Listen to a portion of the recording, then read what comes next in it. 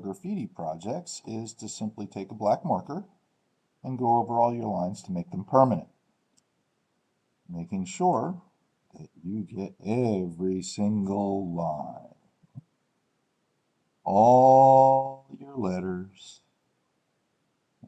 all your accents, outlines, basically anything that you did with pencil. We'll get the black marker on it very carefully. That's going to make our life a lot easier when we go to add our colors to it. It's a nice fat border line to stay inside of with our colored pencils and pastels, because we'll be using multiple different art materials for adding color to this project. So you can go ahead and begin doing that. Make sure you don't miss anything. So pause up your video and take care of that. And when you're done, press play and we'll move to the next step.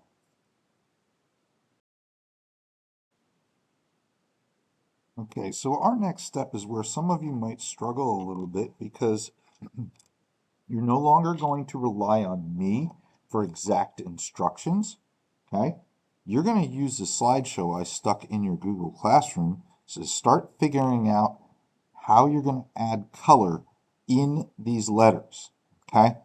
So the first thing you want to do is maybe come up with a color scheme, which means pick maybe 3-4 colors that go together well. Then look at examples of the graffiti that I put on your slideshow and how the artists fill in these letters with different ideas. And then you are simply going to be creative and do this however you want. The only rule I have for you is that you cannot just use one color. It cannot be boring. You want to do something fun and interesting. So as you work, keep in mind we want nice, bold, solid colors. We have not done a lot of color pencil work in this class this year. All right, the expectation is the same as other years. So please keep in mind that as you work, you want to press hard, get those nice solid colors. And again, you can fill in these letters any way you want, using stripes, shapes, random patterns, or copying off an artist that's in that slideshow. And feel free to always zoom in, because a lot of their work is very complex and has a lot of things going on. Okay, but I'm kind of randomly coming up with a little theme here. I didn't draw it first. I'm just kind of using the colored pencils to just kind of work away and see what happens. Okay, but whatever I do in this particular letter, right, I want to keep it relatively consistent in the rest of the letters in my piece so that they work together as a unified piece of artwork. Now, kind of just fiddling around with this orange, seeing what I can do here. I'm just going to do this part of this letter on video with you guys so that you can kind of get a sense of how this is going to look if you do it right.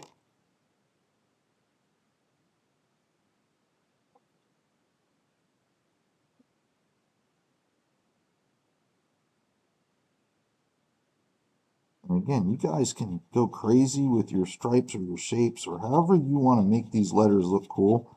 That's really up to you. You could fade from one color to another by overlapping them, or you can just have blocks of color kind of like what I did. All right, now, the last thing I'm going to do in front of you guys, and I apologize, the camera is not really reproducing this color very well, but you can see it there. Okay, when you go to do your little circular accents, pick a color that is completely opposite of the rest of the colors you've chosen to use in your letters. And what that's going to do is that's really going to make it pop.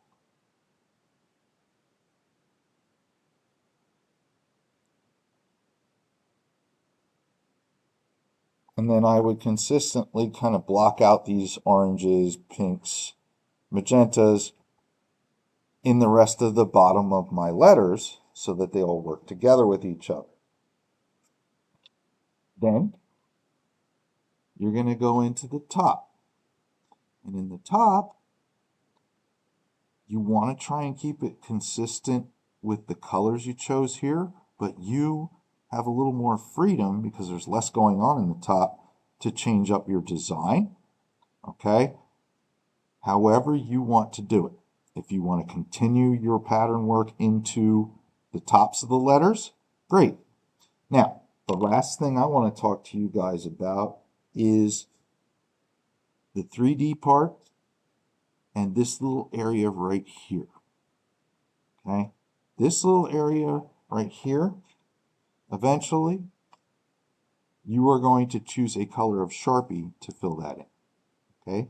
Any color you want, single color in the background, including through where you cut the letters apart, all right? The 3D section, okay? You're going to want to match whatever you did in these circles down here.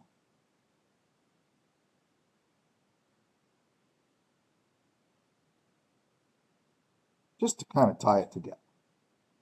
And that's the way we're going to add color to this part. Our true background back here, we're going to be using pastels in a separate lesson for that.